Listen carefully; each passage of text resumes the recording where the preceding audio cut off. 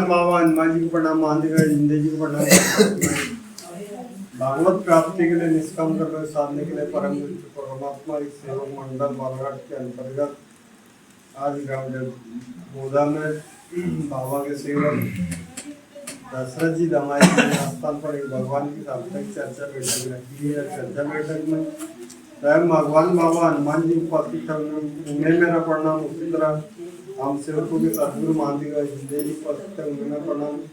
आज की चर्चा बैठक के अध्यक्ष उपाध्यक्ष संचालक में प्रणाम। उपस्थित देवटला से ग्राम देवटला से शाखा कार्यकर्ता नारायण जी वगैरह उपस्थित है, उनको प्रणाम। उपस्थित बाबा के समस्त सेविका को मेरा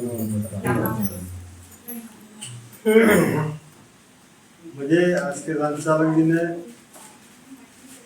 बाबा की शिक्षण के ऊपर विचार रखने का वह इस प्रकार है। भगवान बाबा हनुमान जी को प्रणाम, महादेव जिंदगी को प्रणाम।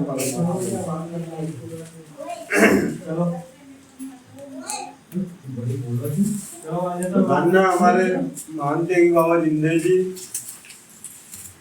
जिन्होंने तपस्या करके और कठिन से कठिन परिश्रम करके उन्होंने एक धर्म की स्थापना की। धर्म की स्थापना करने के बाद उन्होंने चर्चा बैठक के माध्यम से शिक्षण अपन जिसको बोलते हैं, जिसको एक अपन सत्संग के रूप में एक चर्चा बैठक के माध्यम से हम अपना विचार रखते हैं और अनुभव रखते हैं। और वह अनुभव आज हम चर्चा बैठक के माध्यम से सुनते हैं। बाबा के अनुभव, बाबा का परिचय और बाबा ने उस समय अपने परिवार के लिए क्या क्या किया था। तो उस समय बाबा के परिवार में ऐसी बहुत सारी घटना चलती थी। बाबा परेशान थे अपने परिवार को लेकर।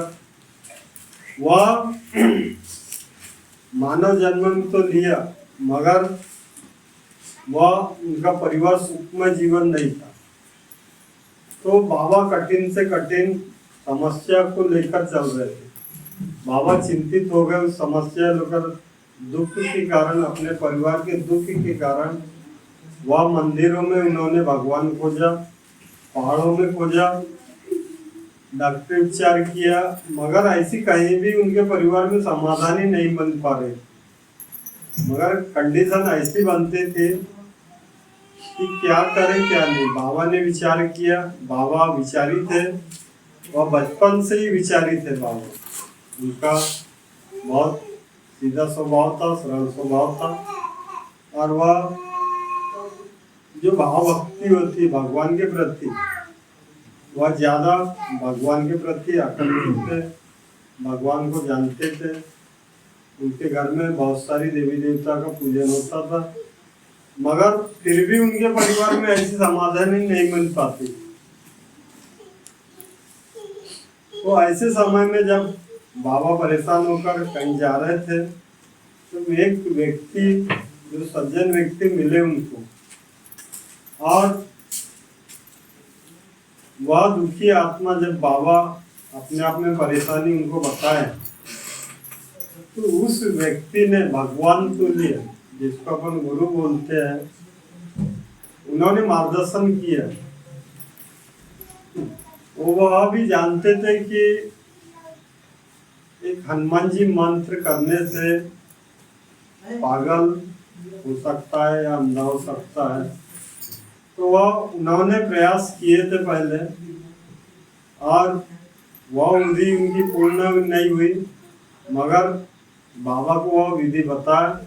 और बाबा ने अपने परिवार में वह विचार रखते हुए सारे विचार को अपने परिवार में पांचों भाई के बीच में रखा। मगर उस समय भी कोई भाई वह विधि करने के लिए तैयार नहीं था। तो बाबा ने एक संकल्प लिया कि यह विधि को मैं करूंगा, और यदि मेरे को कुछ हो जाता तो आप मेरे परिवार की जिम्मेदारी और इस कार्य को संभालने की जिम्मेदारी आप करोगे। तो बाबा ने परिवार के बीच रखा और उस संकल्प के साथ बाबा ने एक लक्ष्य, एक ध्येय, एक भगवान को मानने की कोशिश की है।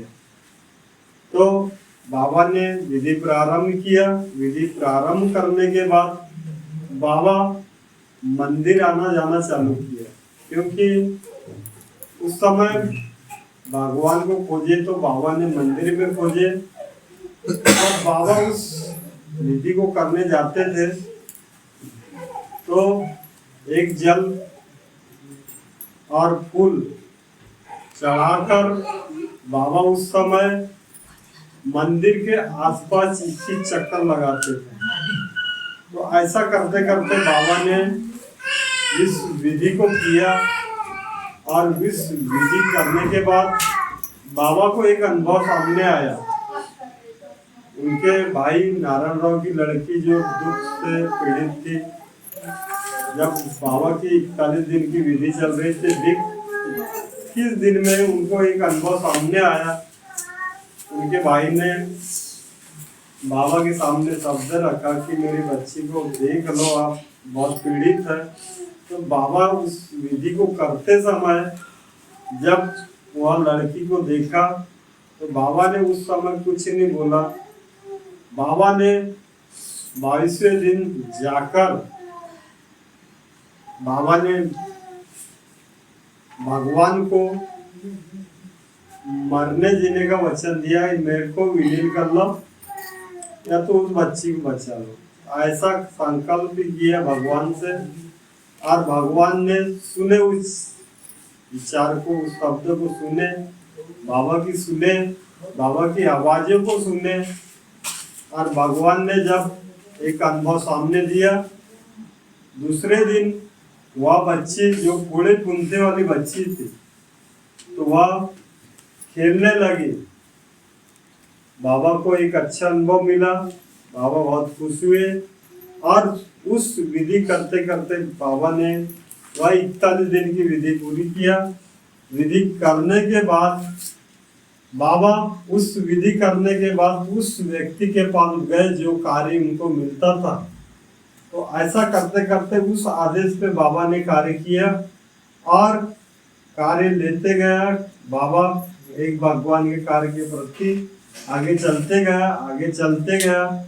और उस समय बाबा को आदेश हुआ कि तुम अपने परिवार में 3 साल हवन, 7 दिन का हवन, 11 दिन का हवन, ऐसे करते करते बाबा ने उस कार्य को किया। अपने परिवार में दिन को दिन नहीं समझा, रात को रात नहीं समझा।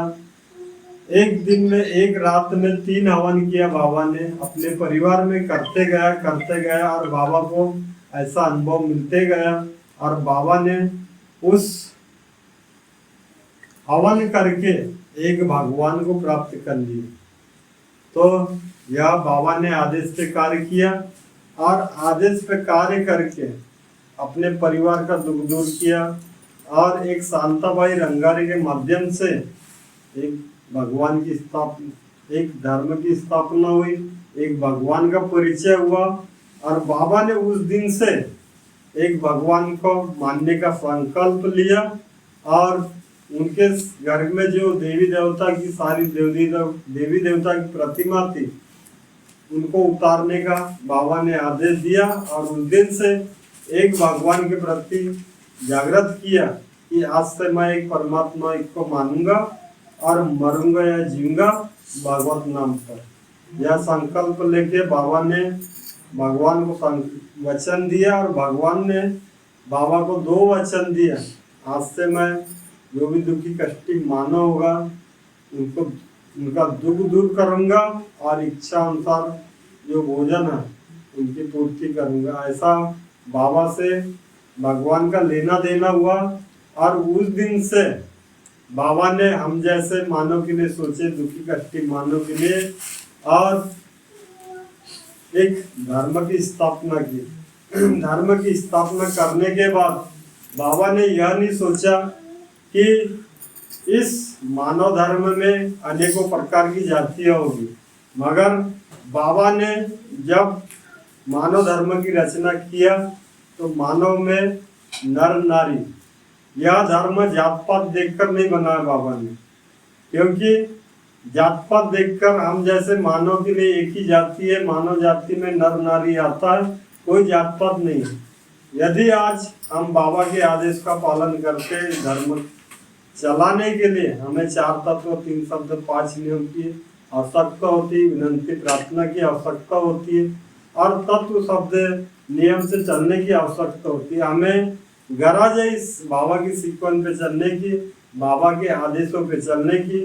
तो हमें धर्म में जुड़ने के बाद अनेक विचार नहीं आना चाहिए, कोई जात पात नहीं होना चाहिए, क्योंकि बाबा ने जात पात नहीं बनाया। बाबा ने एक भगवान का परिचय दिया और तत्व शब्द नियम से चलने के लिए कहा, बाबा के आदेशों पे चलने के लिए कहा। हमें ऐसे विचार इस धर्म में रखना चाहिए। और जो चौथा नियम बोलता है अपने परिवार और सेवकों में एकता कायम करना, तो उस चौथा नियम पे हमें अमल करना चाहिए। यदि आज वो चौथा नियम का हम उल्लंघन करते हैं तो हम बाबा का आदेश का पालन नहीं करते, क्योंकि चौथा नियम में सारी चीज बता दी है बाबा ने। यदि आज हम अपने परिवार और सेवकों की एकता तोड़ते हैं तो बाबा के आदेश टूटता है। तो हमें ज्ञात होना चाहिए कि बाबा के आदेश न टूटे, हमें अपने नियम से चलना चाहिए, क्योंकि सेवक की पद्धति है वह बड़े मुश्किल से मिलती है। हमने भी भगवान को खोजे, मंदिरों में खोजे और भी बहुत सारी जगह खोजे, मगर हमें भगवान प्राप्त नहीं हुआ। बाबा के आदेशों पे अपन ने कार्य किया और कार्य करके हमने एक भगवान की प्राप्ति हुई कि सही में भगवान हमारे पास है, वह 24 घंटे चैतन्य में है और जागृत शक्ति के रूप में है।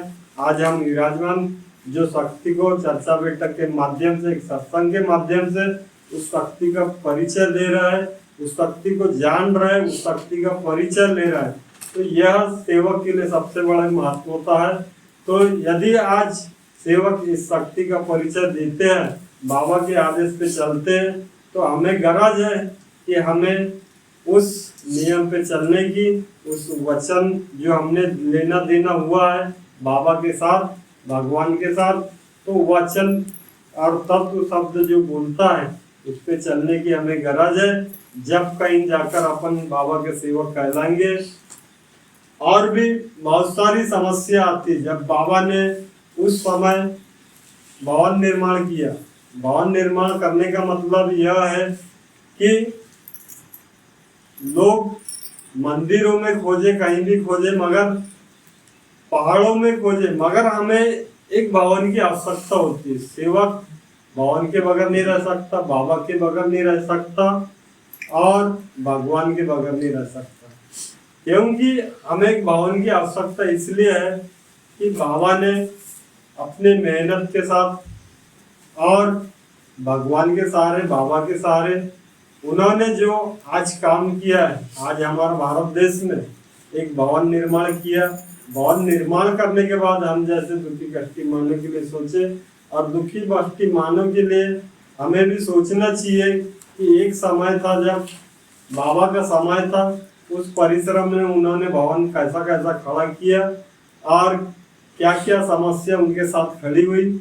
आज जो हमको अवसर मिला है भवन बनाने का, तो हमें उस सपने को नहीं भूलना चाहिए, उस बाबा के सपने को नहीं भूलना चाहिए।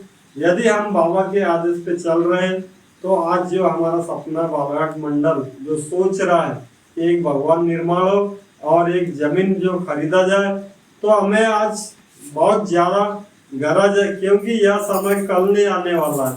क्योंकि आज अपन जो चल रहा है हमारा समय है, आज यह भी एक इतिहास बनकर रह जाएगा कि बालाघाट मंडल में भी एक भवन निर्माण हुआ और इस सन में यह भवन का निर्माण हुआ।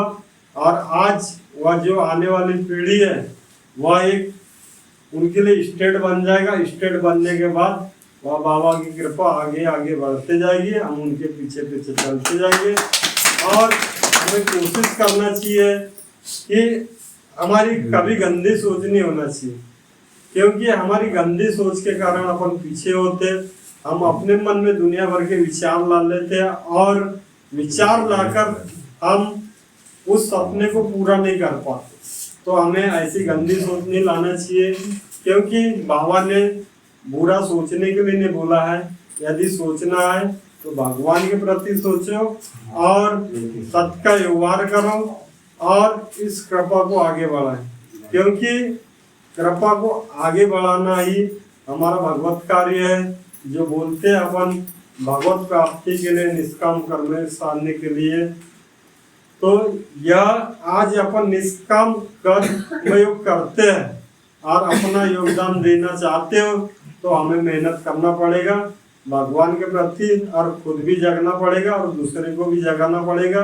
इतना कहकर मैं अपने शब्दों को विराम देता हूँ। सभी से नमस्कार। बाबा के सेवक लालू जी ने बाबा के शिक्षित पर बहुत अच्छे विचार दिए, हमें अवगत कराया और हमें कुछ सीखने को मिला। इस चर्चा बैठक के माध्यम से मैं धन्यवाद देता हूँ। इसी तरह चर्चा बैठक को आगे बढ़ाते भगवान